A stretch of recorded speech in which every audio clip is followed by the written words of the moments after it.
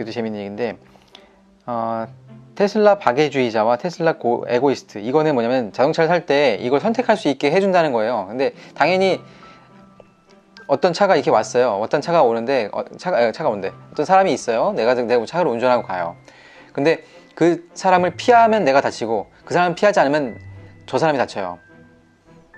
그런 걸 하는 거예요. 이 박애주의는 내가 피하는 거고, 이 에고이스트는 내가 피하지 않고 저 사람을 다치게 하는 거예요. 근데 사람이 차를 살 때 차의 옵션을 내가 다치는 차를 사는 사람이 있냐고요. 내가 다칠 만한 차를 사는 사람이 있겠냐고요. 그러니까 다 에고이스트적인 차를 사겠죠. 우리가 로봇을 두려워해야 할 이유는 로봇은 언제나 주인에게 복종할 뿐 결코 반란을 일으키지 않을 것이기 때문이다.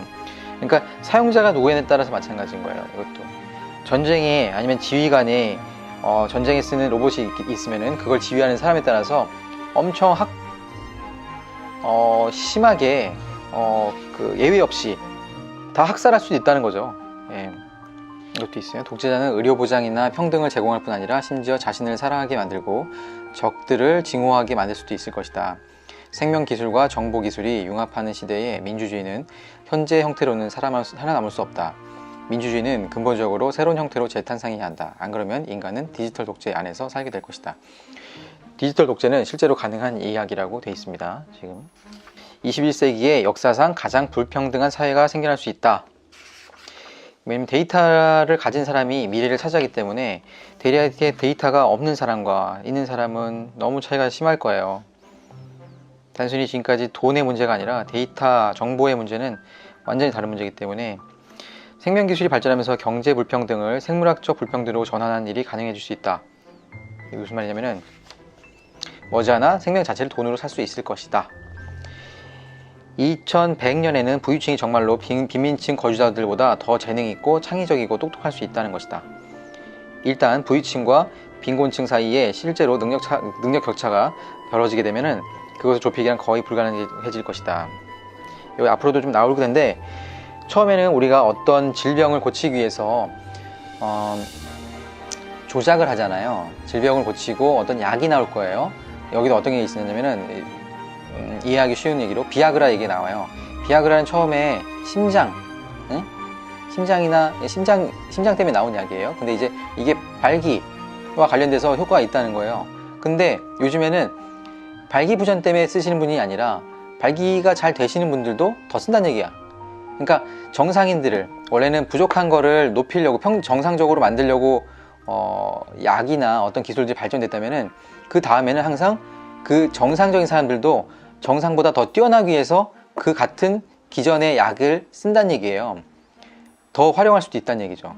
그러면은 잘 사는 사람들이 그런 게 있다면은 그런 걸 더 안 쓰겠어요? 자기 자신을 더 가꾸기 위해서, 모자란 거를 더 치유하기 위해서 있던 기술이 있다면은 그걸 더 뛰어나게 만들려고 자신을 그걸 쓰겠죠.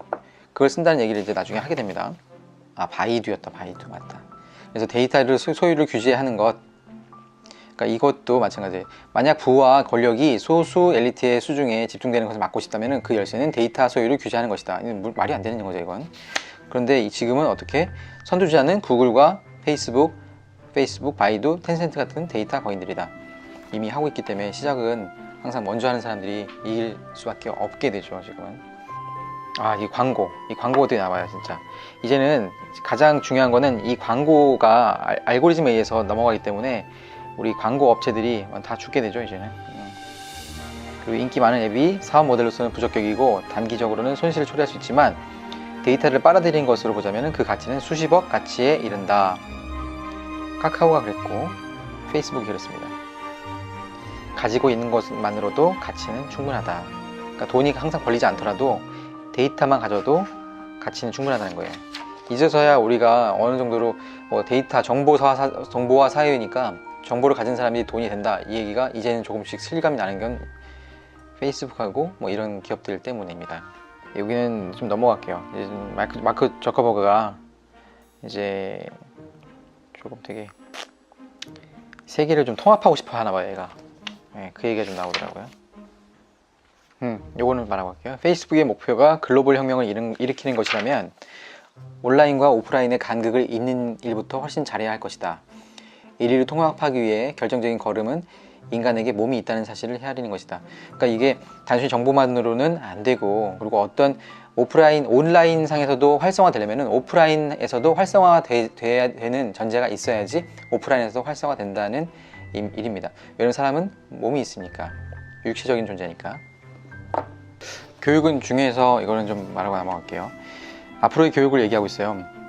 근데 우리는 학생들에게 뭘 가르쳐야 할 것인가? 저도 이제 학부모이기 때문에 4C, 비판적 사고, 의사소통, 협력, 창의성, 이걸 가르치는 거죠. 정보를 가르치는 게 아니에요. 비판적 사고. 이거는 뭐 설명은 안 할게요. 이건 너무나 잘 알고 있으니까. 다시 한번 읽으면 비판적 사고, 의사소통, 협력, 창의성. 이전부터 좀 강조된 얘기죠. 이게 제일 중요한 거예요. 대부분의 50대는 자기의 정체성과 인격의 심층구조를 뜯어고치는 데 소극적이라고 합니다. 맞죠? 끊임없이 배우고 자신을 쇄신하는 능력이 필요한데 50대 정도의 나이라면 확실히 그래야 할 만한다. 근데 우리나라는 그렇지 않습니다. 늘 낯선 것이 새로운 기본이 되면서, 새로운 기본, 뉴 노멀이 되면서 우리는 배워야 됩니다. 어른들에게 너무 의존하지 말라. 이게 재밌어서 이걸 제가 지하철에서 봤는데, 좀 그래서 막 덕지덕지했는데, 스마트폰에 얼굴을 붙인 채 길을 오가는 좀비를 본 적이 있는가? 그들이 기술을 통제하는 것일까? 기술이 그들을 통제하는 것일까? 되게 웃겼어요. 그 위에 것도 보면은, 내가 인생에서 바라는 것이 무엇인지 알 때에는 기술이 그것을 가질 수 있게 도와줄 것이다. 그러니까 이게 기술을 공부하는 게 아니라 먼저 다른 걸 먼저 우리가 깨달아야 돼요. 나는 누군지, 내가 바라는 것은 무엇인지. 기본적인 철학이죠. 하지만 인생에서 바라는 것이 무엇인지 모른다면 앞으로는 기술이 나를 대신해 나의 목표를 결정하고 나의 삶을 통제하기가 너무나 쉬워질 것이다. 다 추천해줘요. 나는 어떻게 살면 될 것인가? 이제 AI한테 물어도 말해줄 수 있을지도 모른다는 얘기예요. 자신의 목소리에 귀를 기울이려고 할수록 외부 조작의 희생물이 되기 쉽다. 조언들이 너무 많으니까. 그죠? 그것도 너 자신을 알라. 이게 가장 중요한 명제죠. 코카콜라, 아마존, 바이두, 정부 모두 우리를 해킹하기 위해서 서로 경쟁하고 있습니다. 우리는 지금 인간을 해킹하는 시대에 살고 있습니다. 그래서 이들보다도 우리가 먼저 나 자신을 알아야 합니다. 그래서 이거 읽다가 철학책을 파기 시작한 거예요. 이제부터는 조금 진짜로 이 작가가 하고 싶어 하는 얘기가 나와요. 이 사람은 이스라엘 사람이잖아요. 근데 이스라엘이 지금 주장하는 거를 별로 탐탁치 않게 생각합니다. 성지에 대해서도 마찬가지예요. 굉장히 여기도 되게 혹독하게 얘기하지만, 지금 팔레스타인과 이스라엘이 수도 갖고선 싸우고 있잖아요. 하지만 인류가 그 수도를 차지한 지는 얼마 안 되지 않았다는 거예요. 저 지구 역사 중에서 완전히 황당하다는 거죠. 그러니까 되게 좋다는 거예요. 이 사람이 생각이 좋다는 거예요. 근데 그걸 깨달았다는 거를 보면은 이거부터 이제 알 수가 있는데, 인생의 의미를 이해하는 것은 당신의 독특한 기능을 이해하는 것이다. 좋은 삶을 사는 것은 그 기능을 완수하는 것이다. 좋은 삶은 그 기능을 완수하는 것. 그 기능이란 거는 인생의 의미를 이해하는 것. 인생의 의미를 이해하는 게 당신의 독특한 기능이에요. 그 기능을 사는 게 좋은 삶이라는 거야. 그러니까 인생의 의미를 이해하는 게 좋은 삶이라는 거예요. 이게 가장 여기서 중요한 얘기예요. 이 다르마라는 거는 그냥 특성이에요. 어떤 사람의 특성, 각각 존재에는 고유한 특성이라는 거야. 너의 다르마가 뭐니? 나의 다르마는 이거야. 뭐 이렇게 얘기할 수도 있을 정도로. 그래서 이 다르마를 깨닫는 게 이제 목표인 거죠. 그것이 내가 따라야 할 길이요, 완수해야 할 의무다. 너의 다르마를 깨달으면 그 길이 아무리 힘들더라도 마음의 평화와 모든 의심으로부터 해방을 누린다. 이 얘기가 굉장히, 이제부터 나온 얘기들이 마음의 평화를 줬습니다. 많이. 이게 무슨 종교정책도 아닌데 이것도 한번 읽어볼게요. 만약 내가 어떤 식으로든 생명의 원 이야기를 믿는다면 그것은 내게 고정된 진정한 정체성이 있어서 그것이 내 삶 속에서 의무를 결정한다는 뜻이다.